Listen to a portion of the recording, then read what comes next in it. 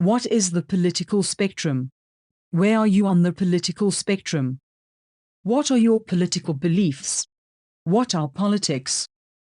So, politics is defined in Merriam-Webster as the art or science of government, the art or science concerned with guiding or influencing governmental policy, or the art or science concerned with winning and holding control over government. From Wikipedia, politics, from Greek, affairs of the city, is a set of activities that are associated with making decisions in groups or other forms of power relations among individuals, such as the distribution of resources. The branch of social science that studies politics and government is referred to as political science. We will be using this definition when we refer to politics. The word politics came from the word polis for Greek city-state. So let's look at the question at hand. What is the political spectrum? This is from Wikipedia. A political spectrum is a system to characterize and classify different political positions in relation to one another. These positions sit upon one or more geometric axes that represent independent political dimensions. The expressions political compass and political map are used to refer to the political spectrum as well, especially to popular two-dimensional models of it. Most long-standing spectra include the left-right dimension as a measure of social, political, and economic hierarchy, which originally referred to seating arrangements in the French Parliament after the Revolution, with radicals on the left and aristocrats on the right. While communism and socialism are usually regarded internationally as being on the left, conservatism and reactionism are generally regarded as being on the right. Liberalism can mean different things in different contexts, being sometimes on the left, social liberalism, and other times on the right, conservative liberalism, or classical liberalism. Those with an intermediate outlook are sometimes classified as centrists. Politics that reject the conventional left-right spectrum is often known as syncretic politics. This form of politics has been criticized as tending to mischaracterize positions that have a logical location on a two-axis spectrum because they seem randomly brought together on a one-axis left-right spectrum. Political scientists have frequently noted that a left-right axis is too simplistic and insufficient for describing the existent variation in political beliefs and include other axes to compensate for this problem. Although the descriptive words at polar opposites may vary, the axis of popular biaxial spectra are usually split between economic issues on the left-right dimension and socio-cultural issues on an authority-liberty dimension. Simultaneously, many have criticized the multi-axis spectrums on the basis that those on the political left and right have differing philosophical conceptions regarding what constitutes liberty or authoritarianism, rendering the second axis meaningless. Phew. All right. Well, so we got to get into a few more definitions before we get into the political spectrum. First of all, if you're going to understand what a spectrum is, you have to know what an antonym is. And the definition of antonym is a word of opposite meaning. So the first chart we're going to look at, and if you haven't taken poli-sci, if you have taken poli-sci, you probably know all of this. So I'm going to go through it very quickly. The first chart we have to know is a two-dimensional chart known as the Nolan Chart. The Nolan Chart is a political spectrum diagram created by American libertarian activist David Nolan in 1969, charting political views along two axes, representing economic freedom and personal freedom. It expands political view analysis beyond the traditional one-dimensional left-right, progressive-conservative divide, positioning libertarianism outside the traditional spectrum. So the Nolan Chart is a diamond shape or a square on its side with libertarian on the top, authoritarian on the bottom, liberal on the left, and conservative on the right, with centrist square in the middle, with the two axes, personal and economic, listed on the left and right. So the next chart we need to look at is the Pernell Chart, developed by Jerry Pernell in his 1963 political science PhD dissertation. Is a two-dimensional coordinate system which can be used to distinguish political ideologies. It is similar to the political compass and the Nolan Chart in that it is a two-dimensional chart. but the axes of the Pernell chart are different from those of other systems. The two axes are as follows. The x-axis, attitude toward the state, labeled statism, refers to the political philosophy attitude toward the state and centralized government. The farthest right is state worship, and the farthest left represents the state as the ultimate evil, preferring individual freedom. The y-axis, attitude towards planned social progress, labeled rationalism, refers to the extent in which a political philosophy is compatible with the idea that social problems can be solved by the use of reason. The top indicates complete confidence in planned social progress, and the bottom represents skepticism of such methods, often considering them as naively utopian. Those at the top of the axis would tend to discard a traditional custom if they do not understand what purpose it serves, considering it antiquated and possibly useless, while those at the bottom would tend to keep the custom considering it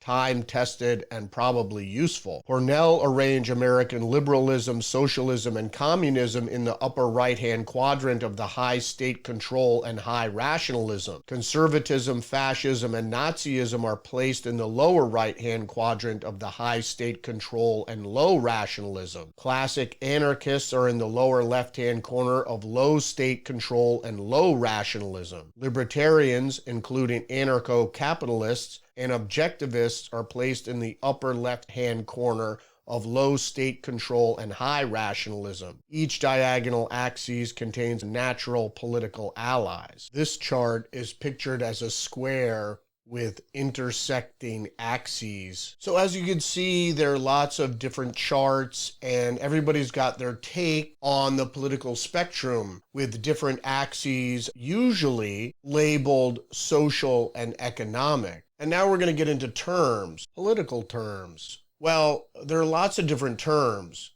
There's economic liberalism. There's conservatism. What is conservatism?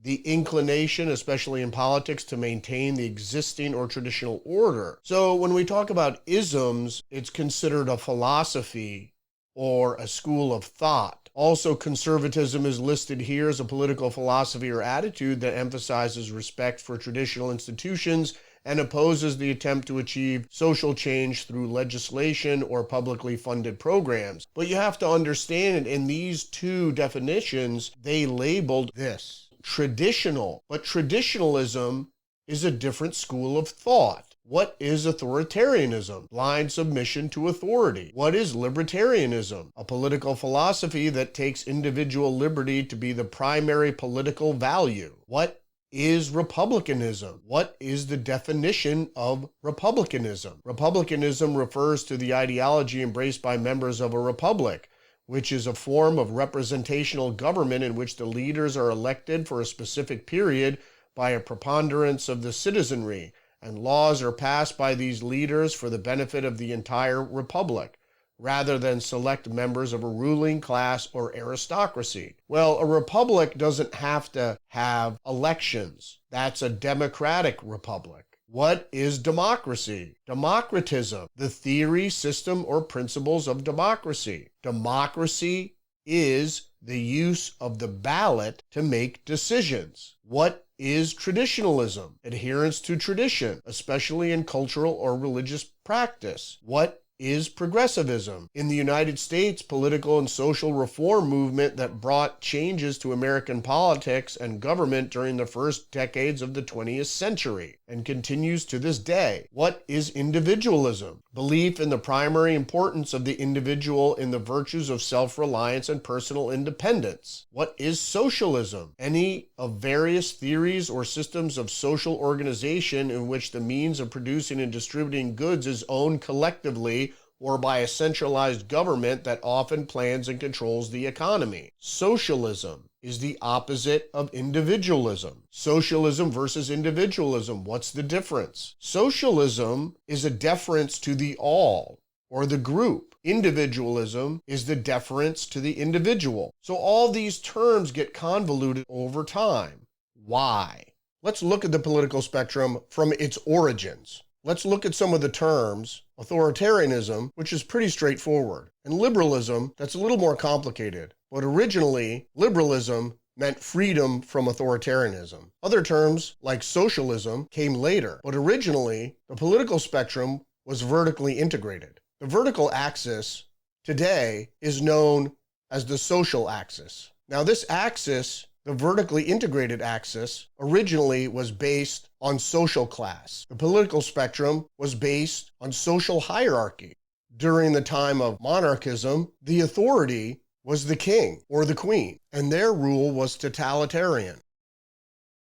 Totalitarianism, form of government that theoretically permits no individual freedom and that seeks to subordinate all aspects of individual life to the authority of the state. So the social hierarchy at the time began with the monarch, then the nobles, and then the aristocracy. After that came the merchant class, which include banks, then tradesmen like blacksmith, and then the peasantry. All the political power was held by the monarch and the nobles, and after the merchant class amassed great wealth, they challenged the monarch. The aristocracy and some of the merchant class stayed loyal to the crown. They were known as loyalists, later to be known as Tories, and then eventually as conservatives.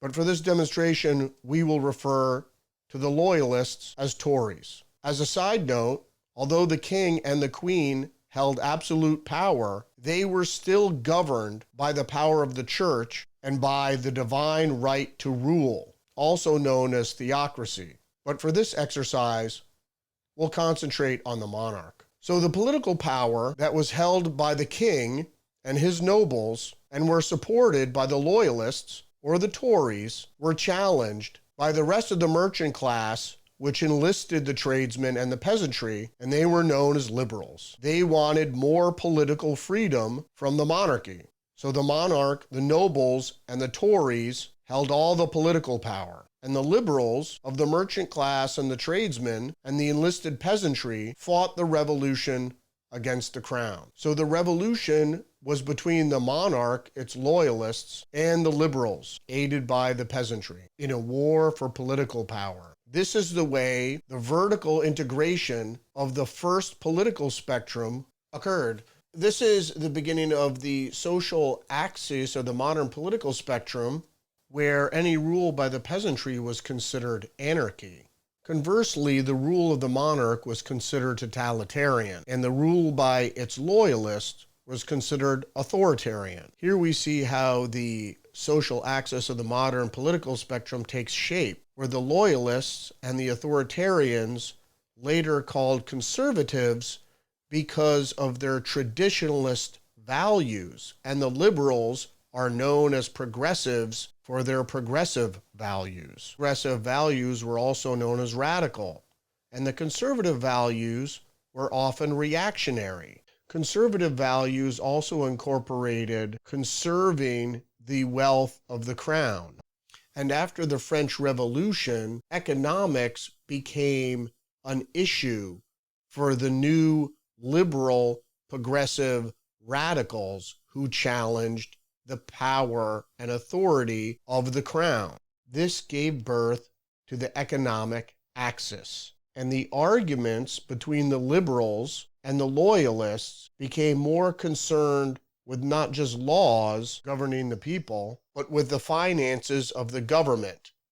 Would the money be retained by the government of the republic or the crown, or should money be spent on the governed? So in the new French Republic, the liberals began to argue not just for legislation that benefited the governed socially, but also legislation that benefited the governed economically. Loyalists and Tories opposed this and became the conservative wing. Hence, socialism was born in theory, as was individualism born out of the liberal opposition to tax collection. The advent of Marxism in the 19th and 20th century, libertarianism replaced liberalism as the opposition to the authoritarian and totalitarian state. The economic axis became a divide on taxes, while extreme socialism wanted 100% tax and extreme individualism wanted zero tax. When the social axis became a divide on how much the citizen is governed, 100% in a totalitarian state and 0% in an anarchic state. So the argument becomes, how do you collect taxes on the left? Well, in an authoritarian state where you have communism, it is obvious that the authorities use force to collect taxes. So in a right-wing authoritarian state, although they may use force to collect limited taxes, they also employ individual responsibility schemes like debt slavery, indentured servitude, conscription, and required voting.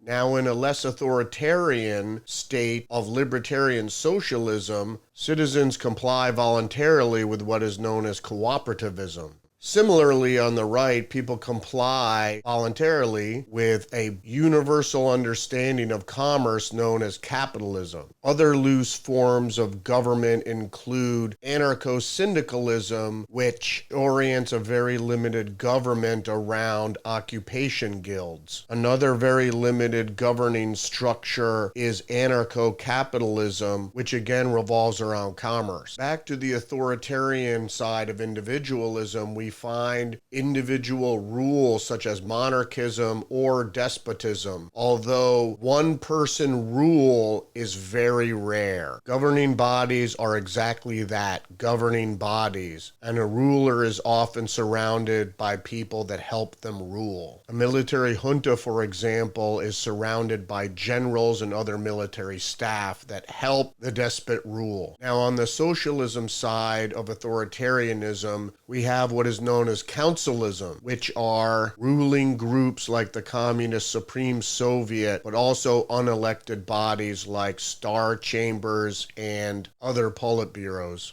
So in the United States, where does republicanism and democratism fit in? Well, first, let's look at democracy. Democracy is a process. It gives the individual political agency by allowing the individual to cast a ballot. However, the individual's political will be short-lived if he is overruled by the majority. So in the United States constitutional republic, some individual rights are enshrined in the Constitution, which makes it difficult for the majority to overrule what are known as inalienable rights. This is why republicanism, as it stands today, is known to be on the right of the political spectrum, and democratism as known as being on the left, because democratism is majority rule and republicanism represents the rights of the individual. Socialism is a deference to the group. Individualism is deference to the individual citizen. You don't have to believe in one or the other. You can believe in both.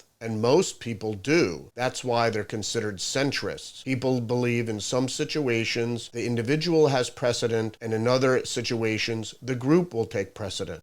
Conversely, and some people believe in more authority, more laws, more regulation, and some people believe in more liberty, more freedom.